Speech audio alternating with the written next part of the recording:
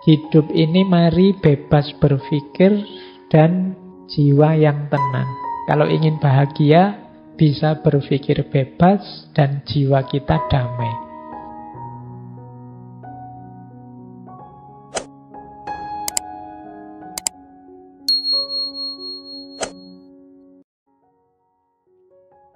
Assalamualaikum warahmatullahi wabarakatuh.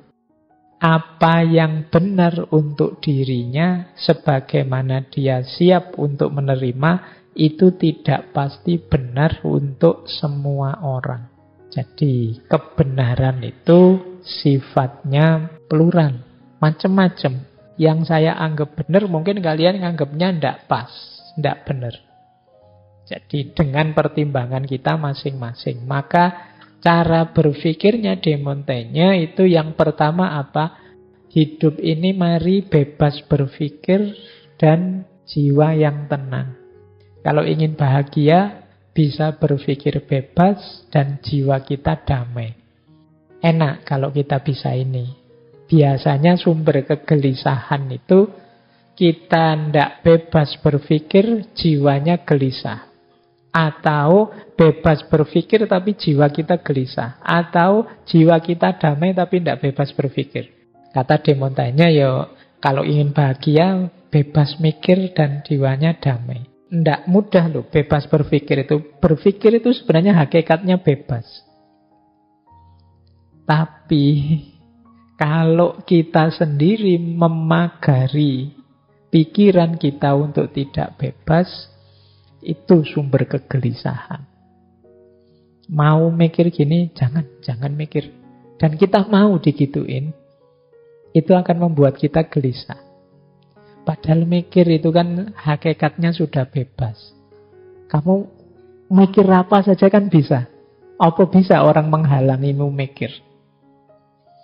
Kamu bayangke sing saru-saru kan iso ya di kepalamu. Kamu mikir kan bisa. Siapa yang bisa menghalangi isi pikiranmu? Gitu loh. Tapi engkau dengan rela dihalangi berpikirmu, kamu sendiri kemudian, wah, saya mau mikir ke sana, Pak. Tapi apa ya boleh? Tidak boleh, Pak. Berarti saya harus. Kamu sendiri sebenarnya. Kalau tindakan bisa dihalangi orang di luar kita. Tapi kalau pikiran sebenarnya tidak. Orang bisa melarang-larang kita, jangan berpikir gitu loh ya, kamu jangan bayangkan yang aneh-aneh loh ya. Nah, tapi kan kamu bayangkan aneh-aneh kan bisa saja. Apa aku bisa menghentikan? Kalau kamu mau pulang, itu kan fisik di luar, orang bisa menghalangi, jangan pulang, pintunya ditutup saja biar tidak pulang, bisa. Tapi kalau pikiran apa bisa? Tidak bisa. Yang membuat tidak bebas berpikir siapa? Kita sendiri. Dari mana ketakutan-ketakutan kita? Ketakutan-ketakutan itu bisa diprovokasi dari luar, ditakut-takuti dari luar, itu baru bisa. Jadi yang kita kemudian masuk ke sana. Itu nanti jadi sumber ndak damai, katanya De Montaigne. Jadi bebas berpikir, kedamaian jiwa.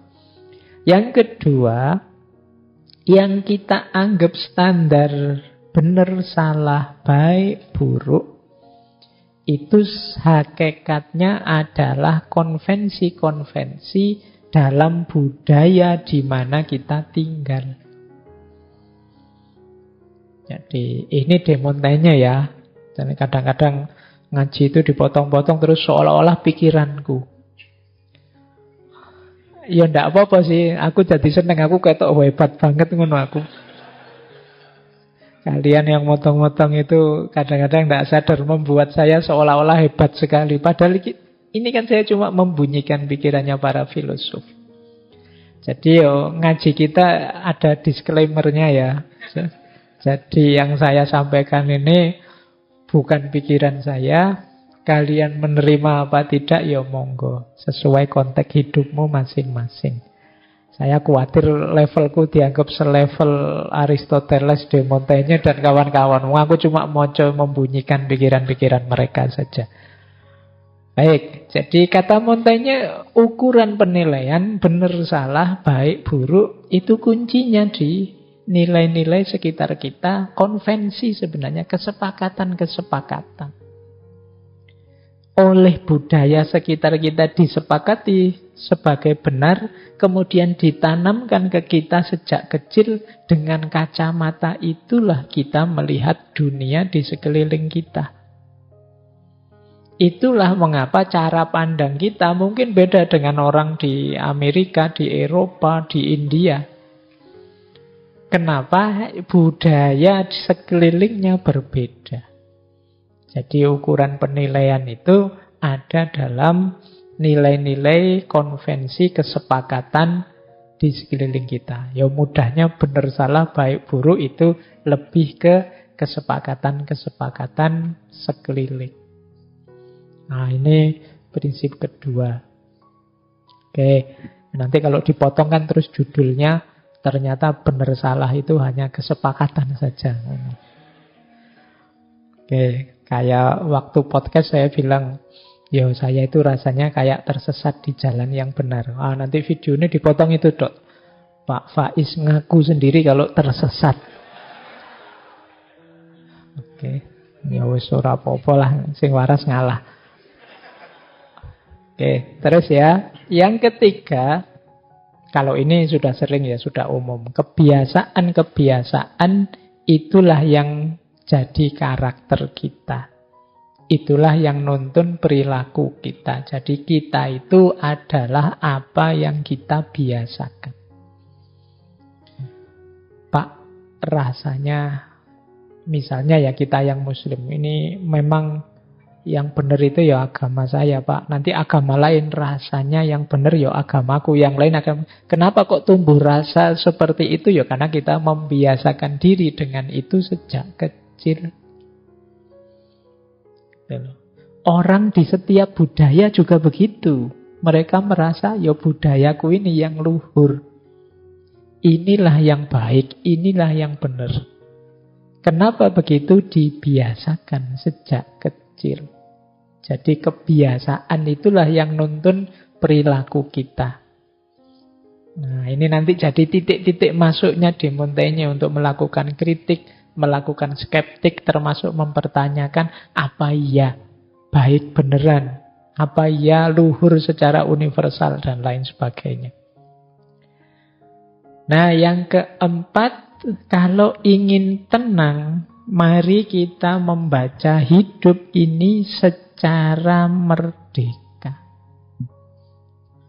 Dan memerdekakan diri dari keterpaksaan-keterpaksaan, kesepakatan-kesepakatan tadi. Memerdekakan itu bukan berarti menolak ya. Tapi ayo kita pikir lagi, ayo kita refleksi lagi, mungkin ada yang cocok kita ambil. Kalau memang masih sesuai, ya kita jalan. Kalau rasanya kok tidak sesuai, feel free untuk, saya tidak cocok dengan budaya yang semacam ini, saya ingin yang lebih rasional saja, monggo saja, kata De Montaigne. Itu jalannya hidup yang tenang. Karena kalau kita merasa tidak cocok kok memaksakan diri di situ, akhirnya kita tidak tenang terus. Hidup sekali kok tidak tenang, kan eman-eman. Jadi hidup kita kan tidak bisa diulang. Ya kalau film di replay bisa diulang dari sini. Saya ingin diulang sejak SMA. Karena rasanya kok zaman SMA dulu kalau saya agak agresif dikit mungkin nggak semalang ini nasibku sekarang misalnya. Kan tidak bisa begitu. Dia berkembang terus. Maka feel free saja. Kalau kamu merasa aku rasanya tidak enak ya, tidak nyaman ya, tidak cocok ya, ambil yang cocok, yang sesuai, yang membuatmu nyaman. Kata De Montaigne ini. Jadi ini cara berpikirnya dia begitu. Termasuk nanti yang berhubungan dengan persahabatan. Lanjut. Nah, idolanya dua. Filsafat. Aliran skeptisisme dan epikureanisme. Epikuros. Nah, ini aliran yang sering dianggap kontras dengan stoikisme. Hari ini kan banyak orang rame-rame seneng mengidolakan stoikisme. Sering mengkritik epikureanisme. Tapi justru De Montaigne lebih suka epikureanisme. lebih realistis, lebih manusiawi katanya De Montaigne. Jadi fokus justru pada pleasure, leisure, dan friendship. Pleasure itu senang. Hidup itu kan nyari senang. Apa ada orang yang hidup nyari susah? Tidak ada. Kemudian leisure. Leisure itu waktu luang sebenarnya. Waktu santai-santai. Menikmati waktu senggang. Ya bahasamu hari ini rebahan. Nah, itu leisure. Lu kan enak hidup itu kan ya memang nyari itu. Dan friendship, pertemanan. Itu kan keywordnya Epikureanisme. Nanti kalian ulang ya, ada rekamannya Epikureanisme, kita pernah mengkaji itu. Meskipun sekarang orang lebih suka stoikisme. Stoikisme kan, meskipun itu sakit, kalau engkau menolak sakit, nah, kan kayak gitu gayanya stoik ya, sakit ya sakit.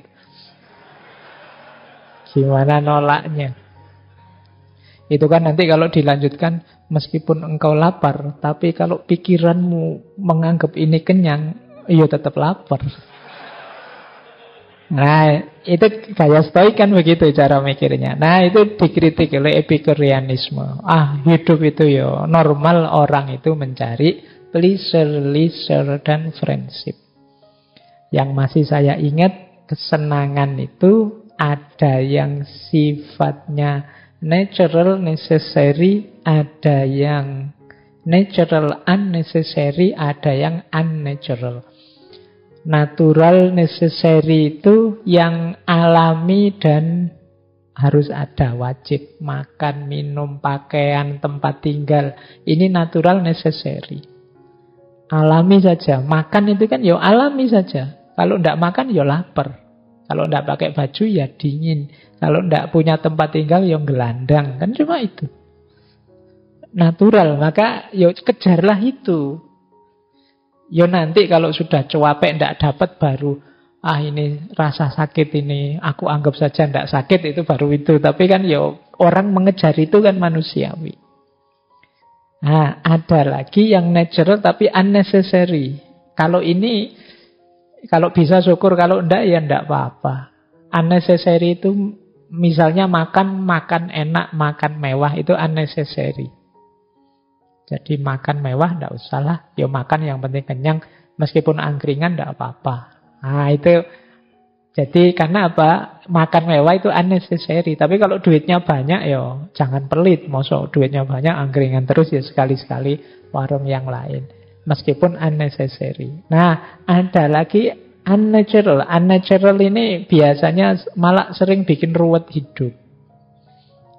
Misalnya kekuasaan, kemasyhuran, keterkenalan. Itu ada orang menghabiskan uang banyak biar terkenal. Misalnya Instagram atau Twitter, terus followernya beli misalnya. Pamer kemana-mana, wah aku terkenal, followerku jutaan loh sekarang, padahal beli. Nah, kayak gini kan unnatural, tidak natural lah, cari yang natural saja. Jadi orang itu mencari kesenangan itu manusiawi, mencari leisure, ingin santai-santai manusiawi, dan juga friendship. Ini yang diambil oleh De Montaigne. Jadi hidup tidak perlu rumit-rumit lah, tidak perlu terlalu dalam, asal seneng, santai, dan banyak teman. Nah, kalau teman-teman punya prinsip ini, ayo seneng-seneng, santai-santai, hura-hura bareng teman-teman. Nah, itu Epikureanisme. Oke, baik. Meskipun ya nanti kalau dilihat di uraiannya agak dalam, tidak sedangkal itu, tapi intinya itu. Tidak seagung gayane orang-orang stoik. Dan kelompok ini itu yang sering dikejar-kejar pada zamannya. Jadi dianggap kelompok yang hedon, duniawi, ingin senang-senang saja. Padahal ya semuanya kan ingin senang. Tidak ada orang itu yang hidup kok tidak nyari senang. Apa ada orang saya tak nyari susah sajalah, kan tidak ada. Jadi ya semua orang ingin senang, meskipun kadang-kadang tidak tercapai sehingga susah. Baik, ini idolanya De Montaigne, Epikureanisme dan skeptisisme. Lanjut. Nah, tadi saya sebut tentang ise ya. Ise itu sebenarnya makna kalau dalam bahasa Perancis itu artinya eksperimen. Jadi semacam ujian. Meskipun sekarang kata ise itu kayak jenis tulisan tertentu. Nah, beliau ini nulis ise, cuma menariknya gaya isenya beliau itu ya tentang dirinya sendiri. Jadi kata De Montaigne itu saya ambil quotes dari beliau. Semua aspek hidup kita, fisik dan mental itu layak direfleksikan. Tidak hanya ide-ide besar filsafat. Kita itu kan kayak ngaji filsafat ini bertahun-tahun kan sibuk dengan ide-ide besar filsafat. Lu kapan bahas dirimu sendiri? Hidup ini kan tentang kita masing-masing. Seolah-olah pikiranmu tidak ada harganya dibandingkan pikirannya Aristoteles, dibandingkan pikirannya Plato. Wong mereka merefleksi tentang hidup mereka sendiri. Berarti hidup kita itu sebenarnya juga layak kita refleksikan. Nah, makanya beliau nulis jenis ise itu yang isinya mengungkapkan tentang dirinya sendiri.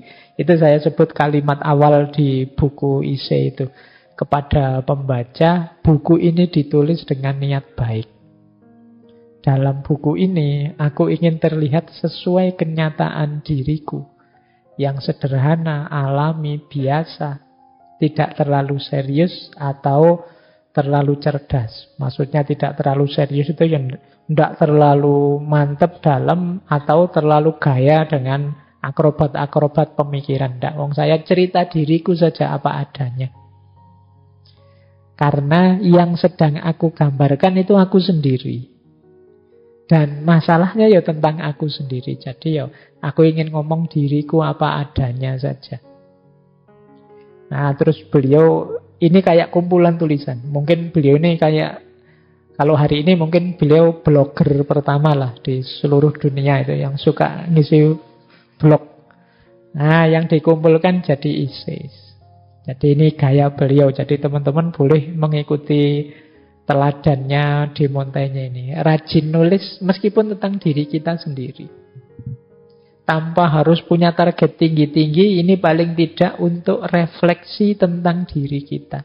Bagian dari upaya mengenal diri kita sendiri.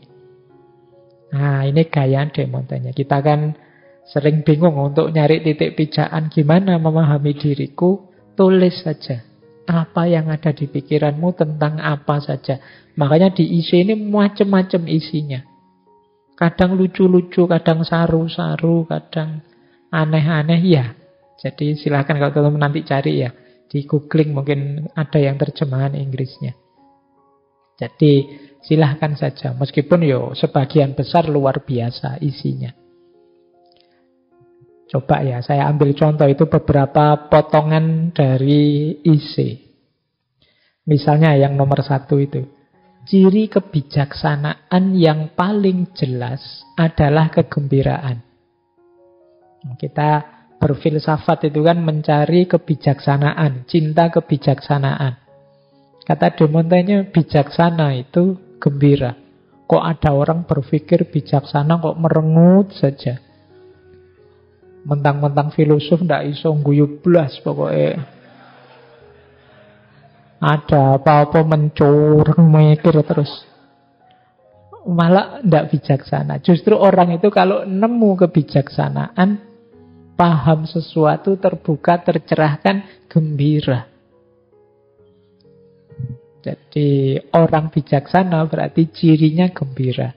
Oh ini kan simple gagasannya, tapi maknanya dalam. Karena kebenaran itu menggembirakan, kebijaksanaan itu menggembirakan.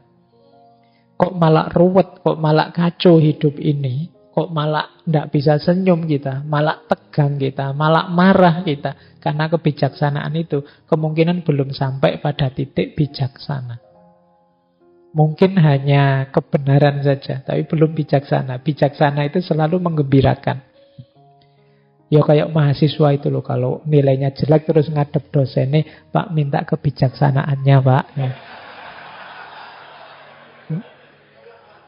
Oh, itu kan kalau diberi kebijaksanaan oleh dosennya kan seneng dia.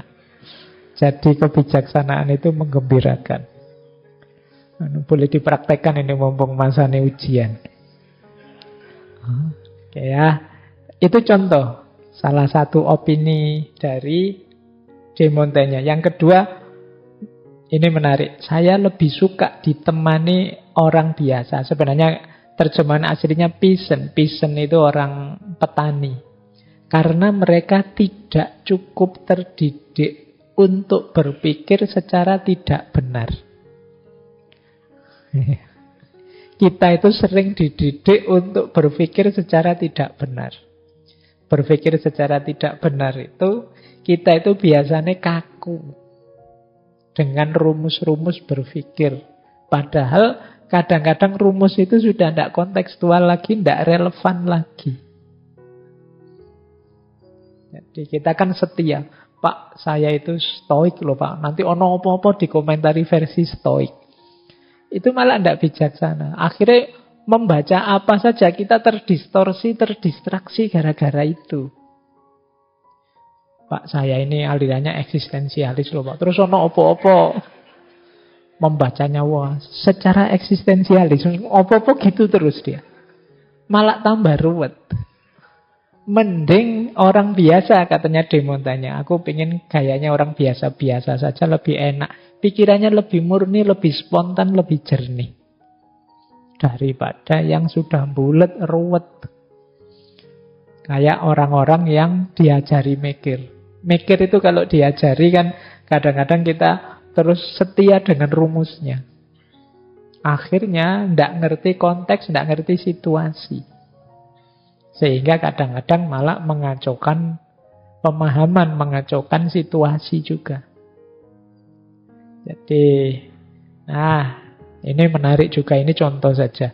Ada lagi yang saya ambil itu dari ia yang menyusun argumennya dengan keributan dan perintah, menunjukkan bahwa pikirannya lemah. Jadi kalau ada orang punya gagasan, kok terus ditanya, dasarnya apa sih? Argumenmu apa?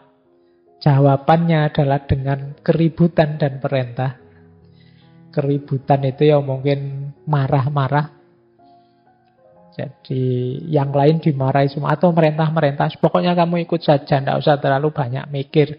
Pokoknya itu kemungkinan pikiran itu lemah. Jadi pikiran yang kuat akan bisa meyakinkan dengan argumen, bukan dengan keributan, dengan perintah. Jadi kalau ada orang mikir terus kita tanya, itu maksudmu apa sih? Sudah nggak usah tanya-tanya, nantang popye. Nah, itu kemungkinan pikirannya lemah. Siapa sih kamu itu berani-beraninya tanya, itu kemungkinan pikirannya lemah. Nah, itu contoh gayanya De Montaigne. Nah, itu yang nomor 4 menarik. Tidak seorang pun bebas dari bicara omong kosong. Satu-satunya kemalangan adalah melakukannya dengan sungguh-sungguh. Nah, orang itu kan ya ngomongin tidak serius terus. Kadang-kadang kita ngomong itu ya omong kosong aja. Iseng-iseng santai ngomong kosong. Sayangnya kita sering omong kosong secara serius. Iya. Rugi kita. Ya omong kosong ya santai aja. Tidak usah diambil hati, tidak usah diambil.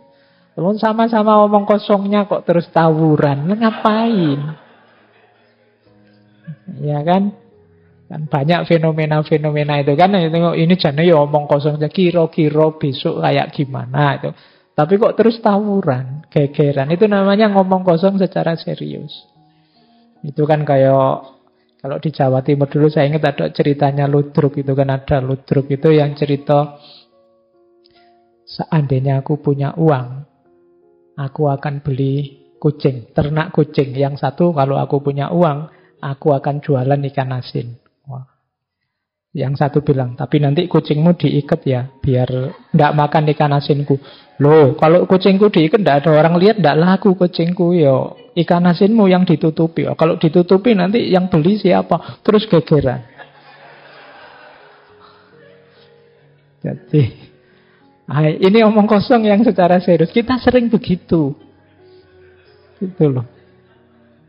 Hari ini kan banyak kan alegori semacam itu. Kira-kira pemilu yang akan datang aku suka yang ini, aku mau milih ini. Yang situ, oh enggak, kalau aku suka yang ini. Loh, kamu musuhku berarti. Oh ya tantang-tantangan kok. Wong yo itu masih kira-kira besok calonnya ya orang mesti nyalon. Tapi sekarang sudah tawuran. Nah ini namanya omong kosong. Secara sungguh-sungguh ngapain ya? Omong kosong ya disikapi omong kosong saja. Santai saja. Jangan baper. Nah ini di Montaigne ya, bukan saya yang ngomong. Oke. Terus itu juga menarik ya, keras kepala dan gigih memegang pendapat orang lain itu bukti paling baik dari kebodohan. Nah, itu jadi kok ngeyel terus bela terlalu terikat pada satu pemikirannya orang, kemungkinan memang kita tidak mau mikir. Jadi itu bukti paling baik dari kebodohan. Masih ada lagi sebenarnya. Tidak apa-apa ya, biar sekalian mumpung di bawah. Nah ini juga menarik. Adalah satu bencana kalau kebijaksanaan melarangmu untuk puas dengan diri sendiri dan selalu membuatmu tidak puas dan takut.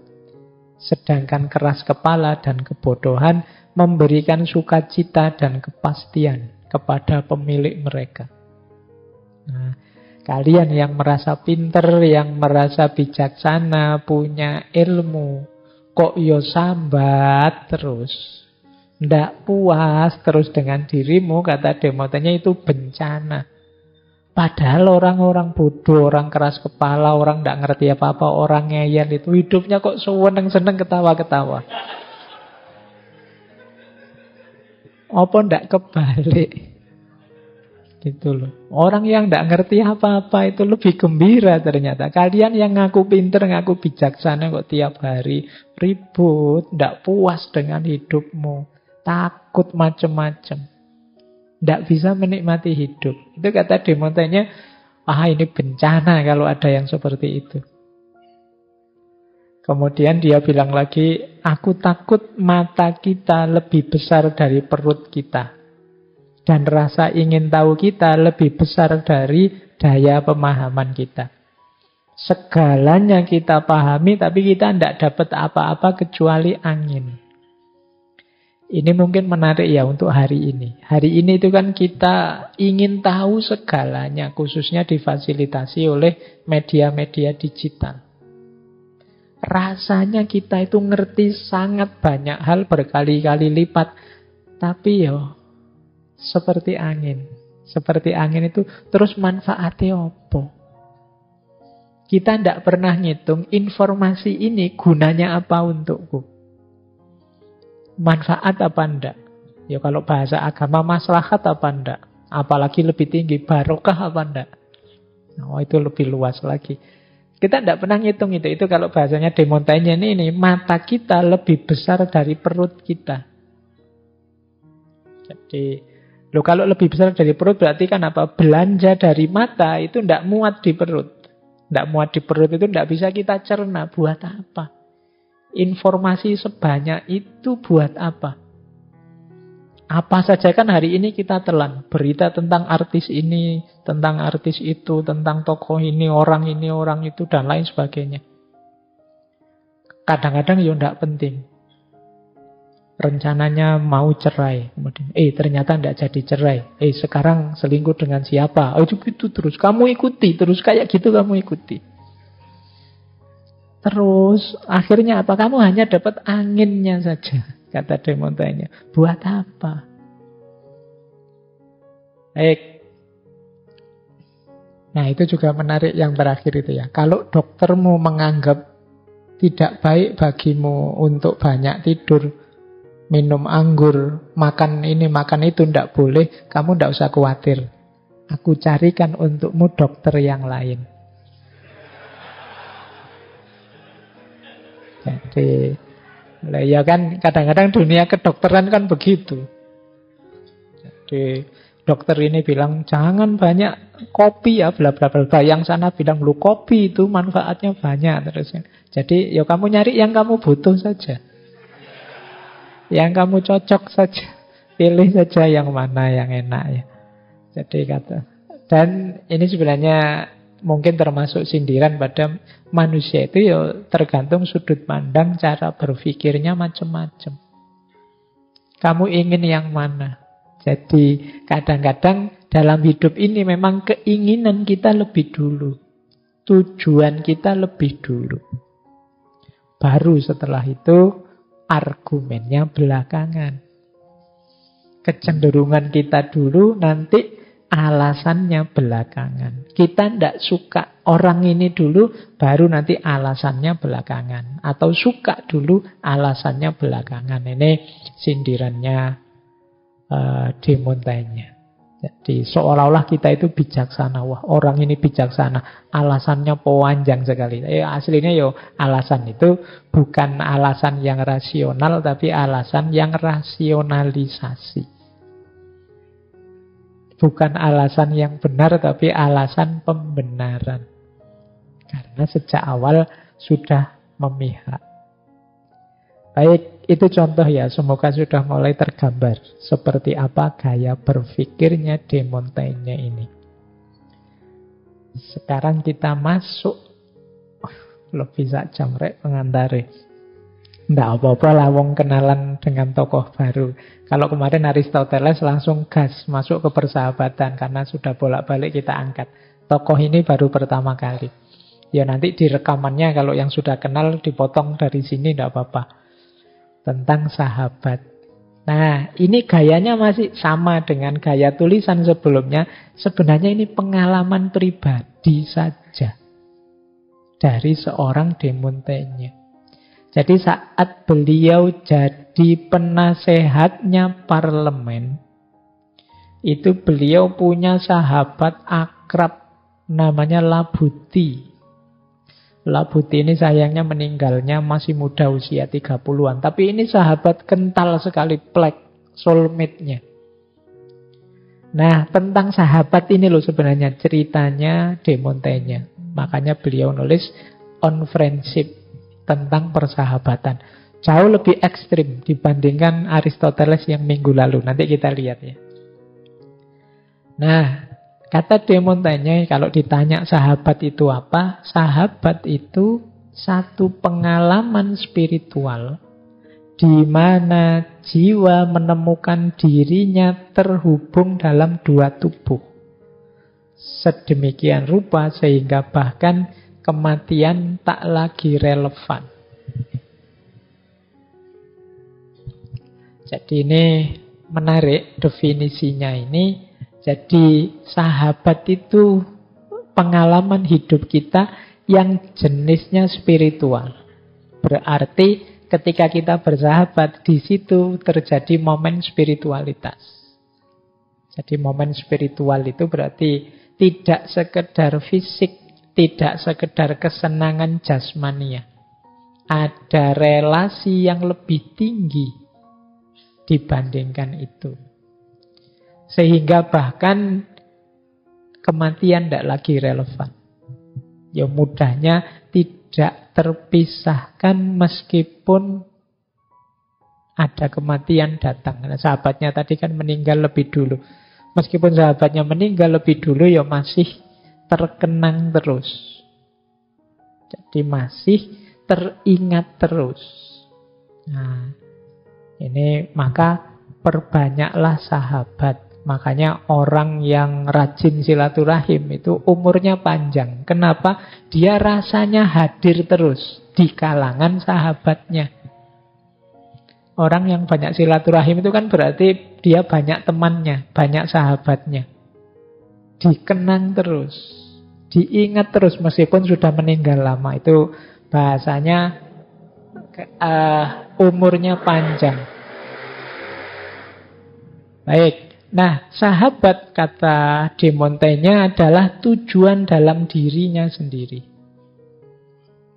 Jadi Yang seperti Aristoteles kemarin, sahabat hanya untuk kesenangan atau sahabat untuk tujuan tertentu, itu bukan sahabat. Sahabat itu tidak ada tujuannya. Tujuannya ya persahabatan. Dia bukan kendaraan untuk apapun. Bukan daripada sepi, tak mencari sahabat, tidak begitu. Daripada tidak ada teman, tak cari sahabat, tidak begitu. Sahabat itu tujuan untuk dirinya sendiri. Jadi, kenapa kamu bersahabat? Ya memang tujuanku untuk mencari sahabat, untuk punya sahabat. Jadi tidak ada tujuan-tujuan lain dari itu. Dan friendship is the highest degree of perfection in society. Jadi persahabatan itu level tertinggi dalam hidup bermasyarakat. Jadi kalau masih belum nyampe ke persahabatan, itu biasanya masih untuk kesenangan atau pamrih-pamrih tujuan. Kalau sudah sahabat, sudah tujuan dalam dirinya. Ini mungkin kalau bahasa kita ya, sudah tulus, sudah ikhlas. Jadi usahakan teman-teman punya circle apapun mencapai level perfection ini. Jadi kita semua sekarang sahabat. Tidak hanya di mulut, tapi dalam prakteknya juga. Meskipun nanti rumusnya De Montaigne agak khusus. Tidak sesederhana yang kita bayangkan. Tapi kita pahami dulu bahwa sahabat itu ternyata sesuatu yang sifatnya end in itself, tujuan dalam dirinya sendiri, dan puncaknya relasi. Kita lanjutkan. Nah, ini teori-teorinya. Yang pertama, persahabatan itu bukan sesuatu yang dikejar secara aktif, melainkan fenomena yang sulit dijelaskan, yang terjadi dalam dua orang, yang itu tanpa sengaja dan bukan pilihan. Sahabat itu enggak kok, kamu tak pilih jadi sahabatku ya, itu enggak. Ya kalau gitu ya biasanya ya bukan sahabat. Sahabat itu tiba-tiba muncul rasa saja. Ya mungkin awalnya kamu tak pilih begitu, kamu temanku, kamu temanku, tapi nanti salah satunya pasti ada yang kok nyambung sekali ya dengan dia. Rasanya kok klik banget ya, rasanya kok cocok sekali dengan dia. Jadi bukan kita yang merancang. Jadi kalau selama ini kita ngertinya cinta itu anugerah, sahabat itu juga anugerah. Jadi bukan sesuatu yang kita pilih-pilih, saya tak milih sahabat yang cakep ini saja, yang kuat ini saja, kalau bantu angkat-angkat lumayan, atau yang lain, enggak begitu. Jadi tiba-tiba saja di antara sekian banyak orang-orang yang berinteraksi dengan kita, ada yang nyantol. Tapi nanti beda ya dengan yang romantik, yang erotik, enggak. Ini memang ada rasa level, kalau bahasanya Aristoteles, philia kemarin, bukan eros. Nah, mungkin teman-teman yang punya bestie paham ya. Jadi iya, bestie mana. Jadi yang punya sahabat paham rasanya bagaimana nyambungnya diri kita dengan sahabat kita. Dan itu bukan sesuatu yang dirancang. Jadi rasa itu muncul begitu saja tanpa direkayasa. Tidak ada hubungannya dengan manfaat yang kita peroleh atau keuntungan apa dari dia, tidak. Klik saja, kita berkorban untuk dia, tidak masalah. Bahkan saya yang susah, kamu yang senang, tidak apa-apa.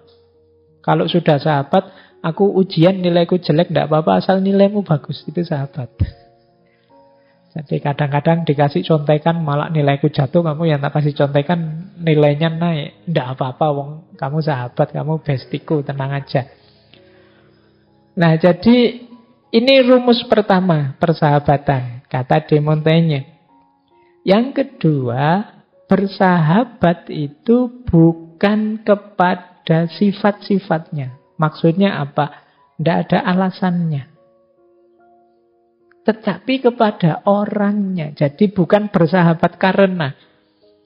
Bersahabat karena itu belum sahabat. Karena kalau karenanya hilang, tidak jadi sahabat. Jadi bukan pada sifat-sifatnya, tapi pada orangnya sesuai kondisinya apa adanya. Jadi jangan cari alasan. Aku mau bersahabat denganmu. Apa ya yang membuatmu menarik? Kalau dicari-cari itunya atau nyari-nyari alasan, bukan sahabat. Kalau sahabat itu ya wis apa adanya kamu belahan jiwaku. Oke, nah itu sahabat yang sejati.